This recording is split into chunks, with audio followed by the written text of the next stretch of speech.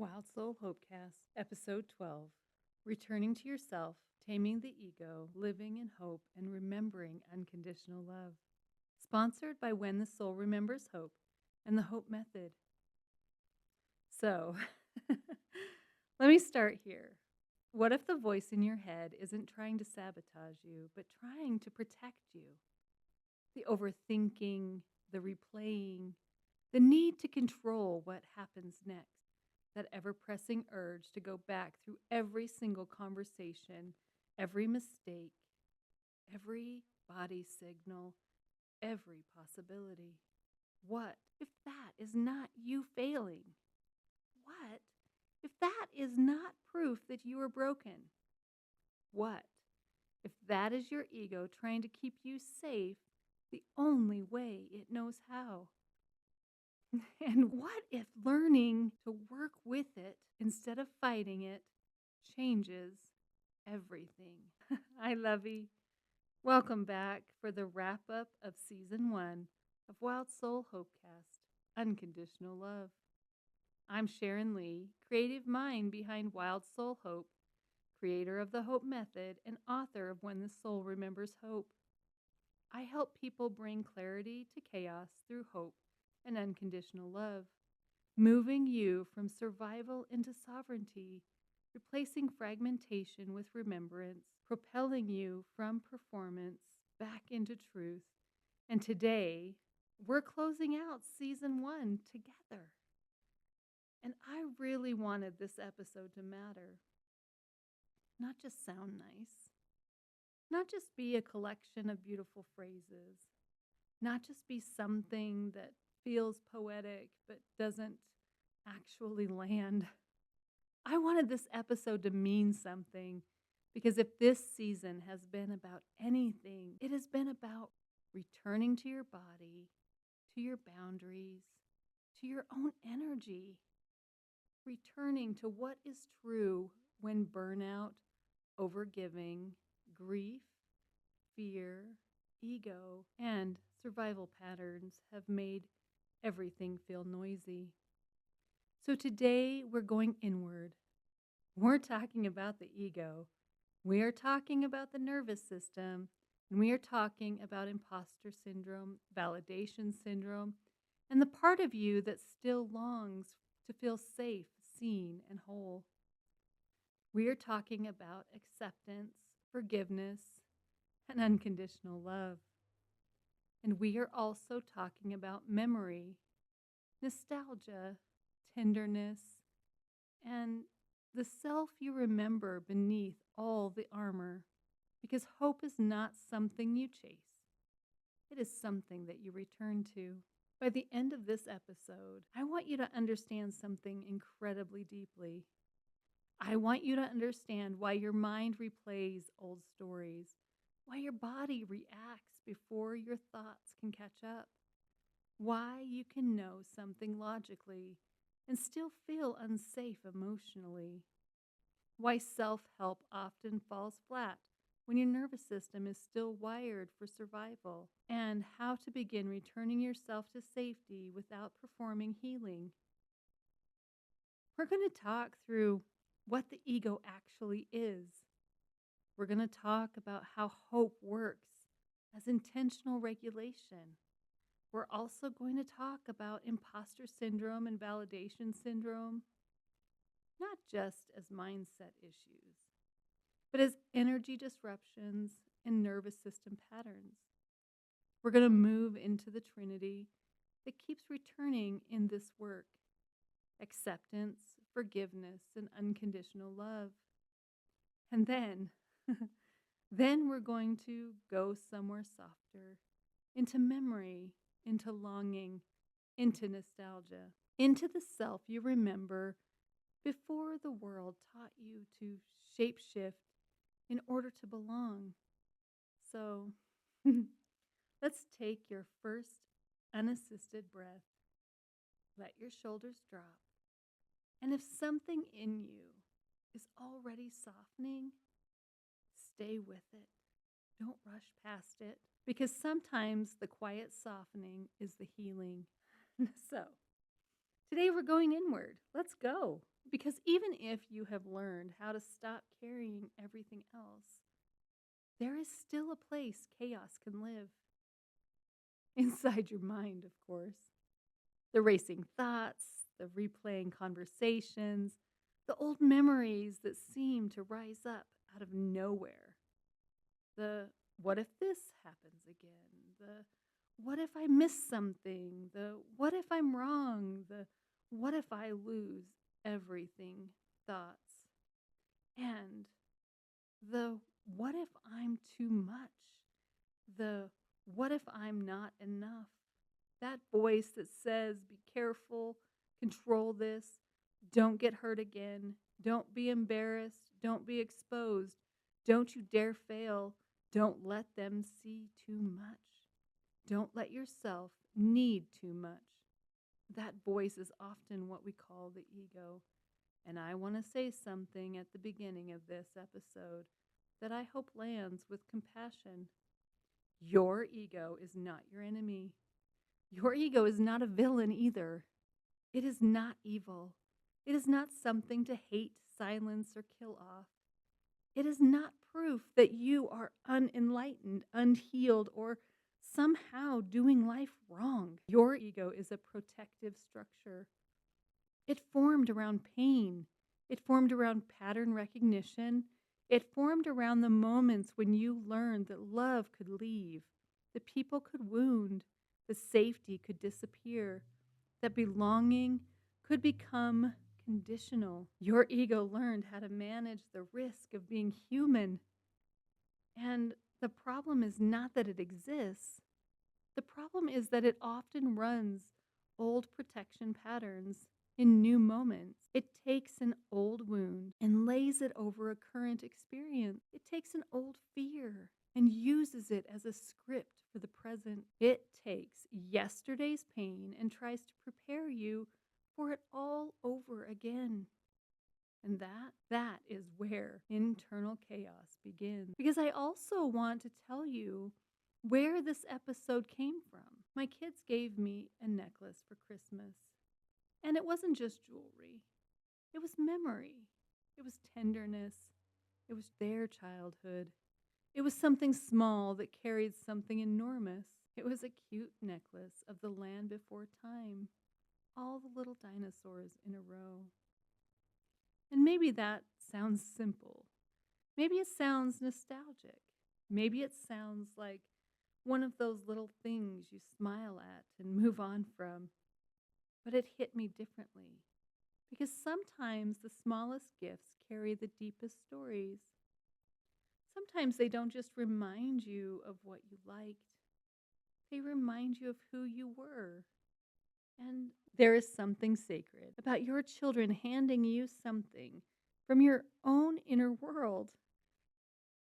There is something sacred about time collapsing for a moment and reminding you that the smallest parts of you are still alive. That is part of what this episode is also about. It is about the ego, yes, of course, but it is also about longing, about tenderness, about the nervous system, safety, validation, and the ever ache of nostalgia, and about unconditional love, about the self that still remembers who you were before the world taught you to perform.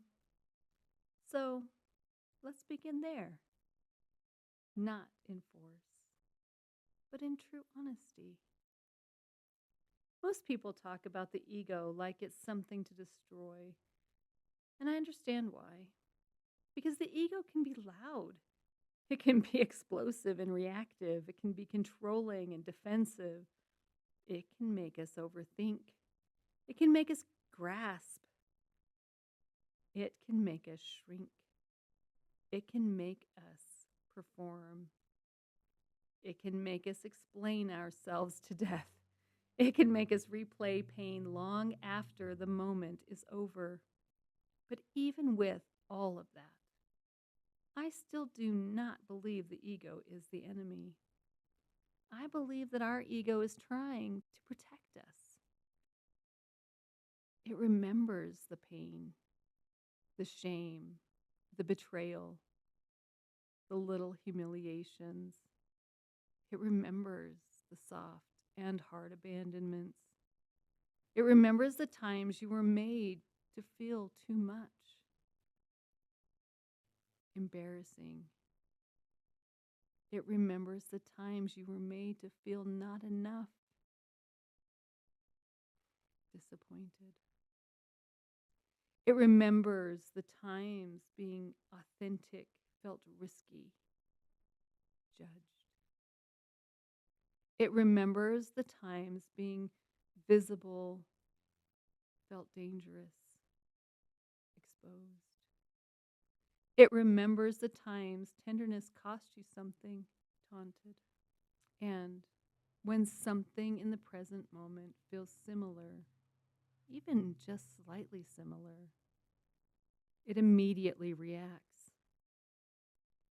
It says, I've seen this before. I know how this ends. Let me take over right from here. Let me predict. Let me replay. Let me tighten everything down.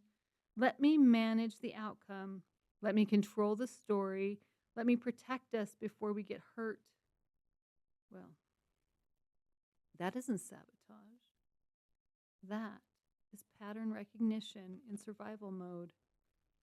And that matters because when you understand that your ego is trying to protect you, your relationship with yourself begins to change. You stop treating your reactions like moral failures. You stop shaming yourself for being activated. You stop believing that every spiral means you are back at the beginning. And instead, you get curious. You begin to say, what is this reaction trying to prevent? What old pain does this remind my body of? What part of me learned that this was dangerous? What am I being asked to witness here? Not judge, not fix, but witness. That is a very different kind of healing. Because healing is not war with yourself. Healing is relationship with yourself. And mature healing begins when you can say, I hear you. I know you're scared. I know you're anxious. Thank you for trying to protect me. But you're not the only voice here anymore. That is where sovereignty begins. Not in domination of the self, no. In leadership of the self. And I think the distinction matters so much because a lot of people are trying to quote unquote heal by bullying themselves into calmness, bullying themselves into positivity, bullying themselves into transcendence, bullying themselves into looking regulated while still feeling deeply unsafe inside. That is not peace. That just becomes another form of performance. If your healing still requires you to abandon yourself, it is not healing. So no, the ego is not the enemy. But it also should not be the leader. It is one voice in the system. A protective voice, an old voice, a very patterned voice. And the work is not to erase it. The work is to understand it, regulate it, and lovingly reorient it. To say, we're not back there. We are right here. We have grown. We have tools now. We have discernment now. We have boundaries now. We do not have to survive this moment the same way we survived the last one. That, yes, that is the return. One of the most exhausting things about healing, we've all been there, right? But the most exhausting thing about healing is that the mind does not always move at the same speed as your wisdom. You can know something in your heart, truly know it in your heart, and still have your mind drag you back into an old loop. You can know a relationship is over. You can know you are safe. You can know you have grown. You can know a situation is different.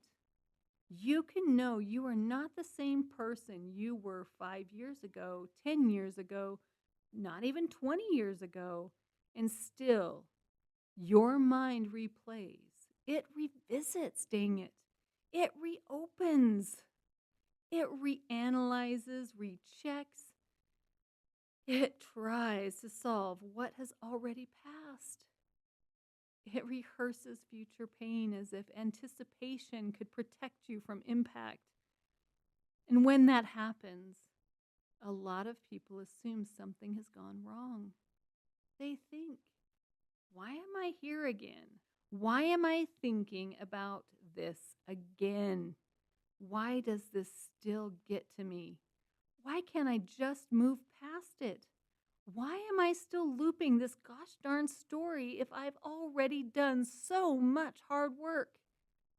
But replaying it is not always regression. Sometimes, just sometimes, it is unfinished nervous system processing.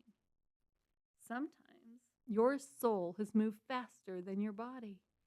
And other times, your awareness has outgrown your old baseline, but your body still tenses at the first sign of familiarity.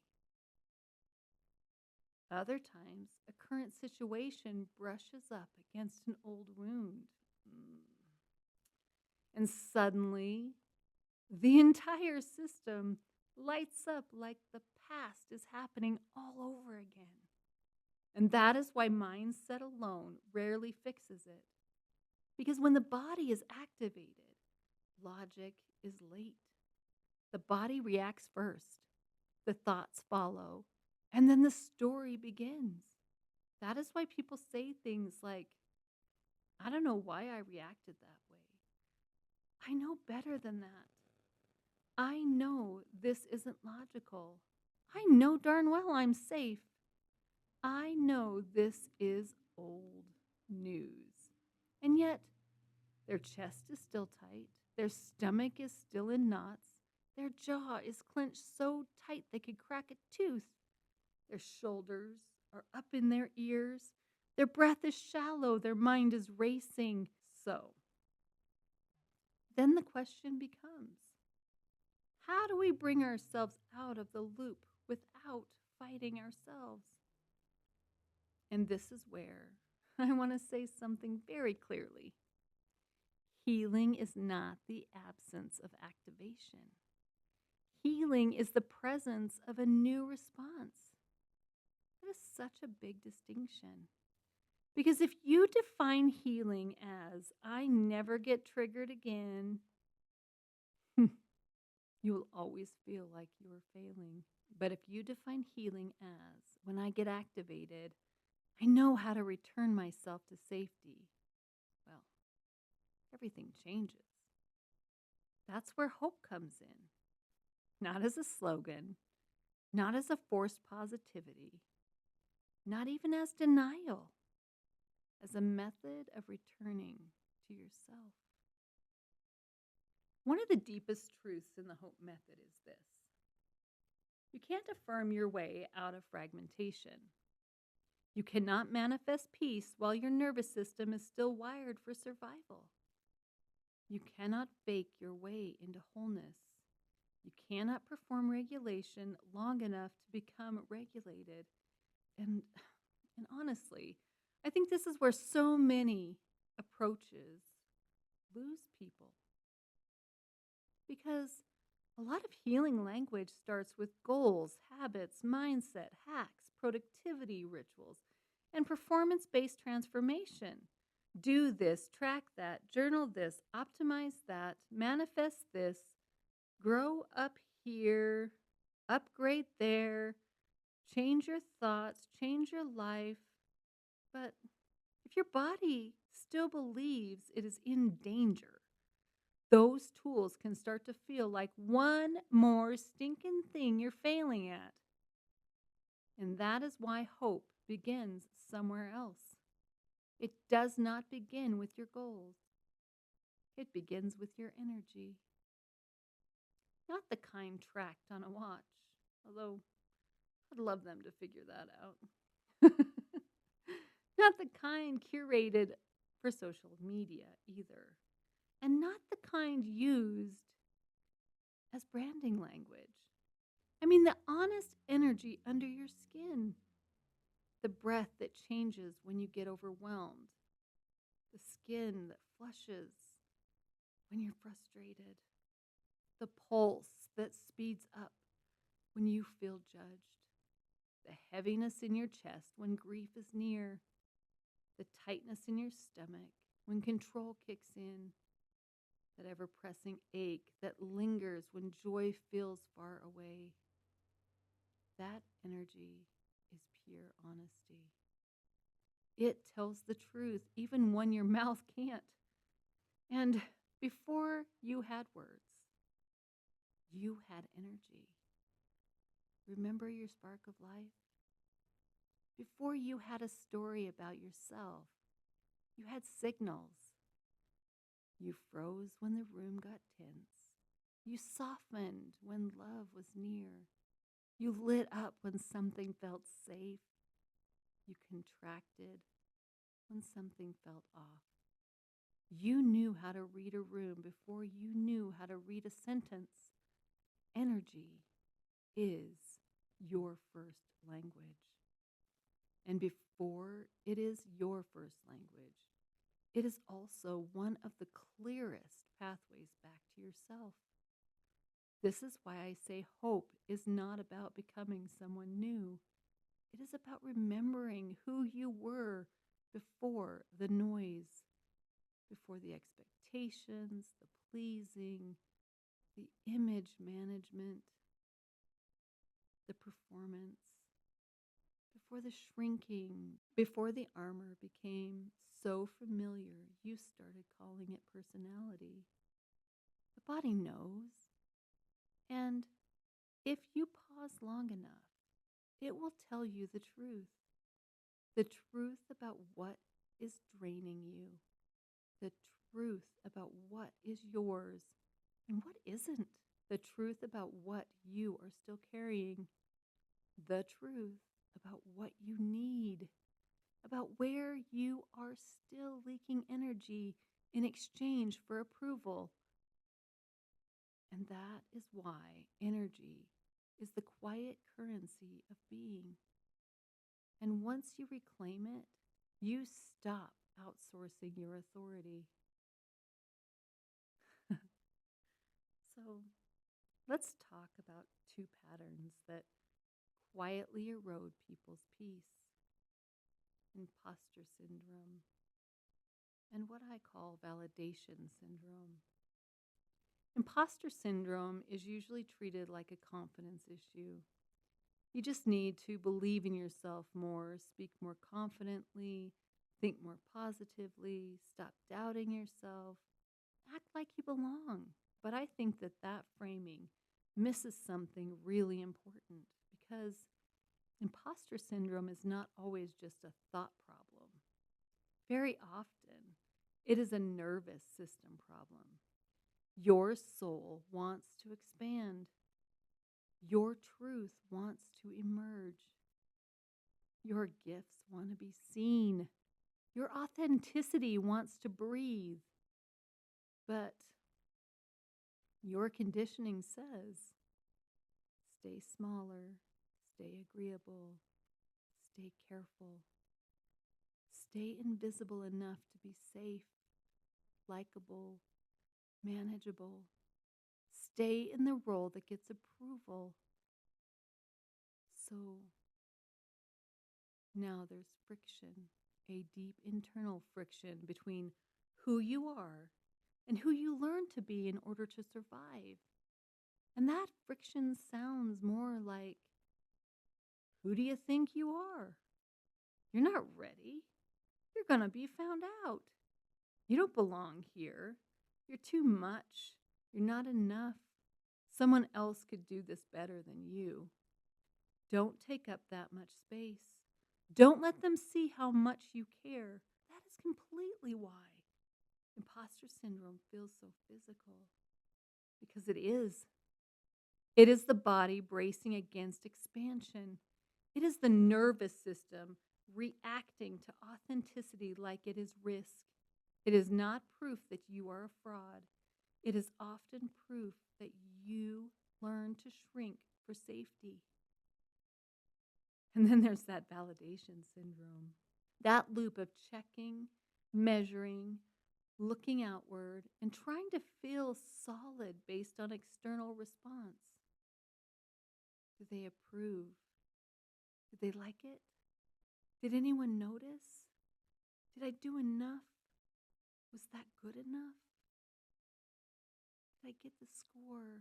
Did I get the praise? Did I get chosen? Did I get enough response to feel real?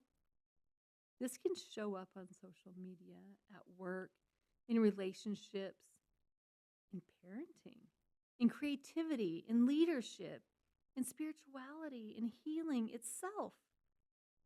It is the endless temptation to make the mirror outside of you more authoritative than the truth that is inside of you.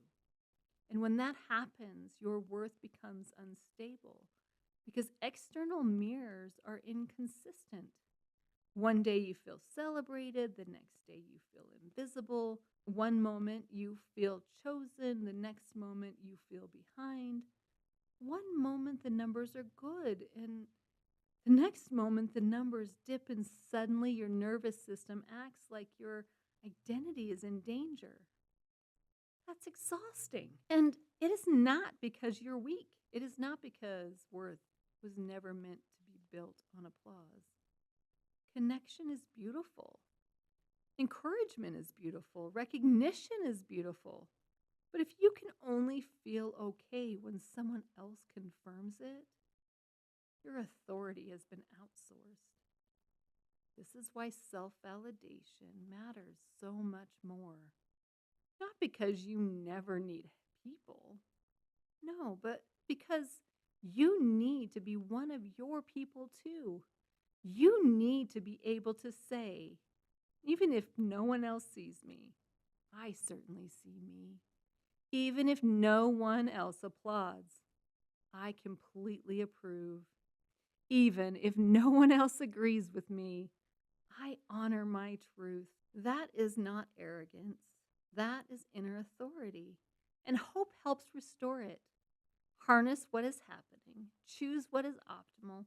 Redefine positivity as truth, not performance. Protect and reclaim your energy.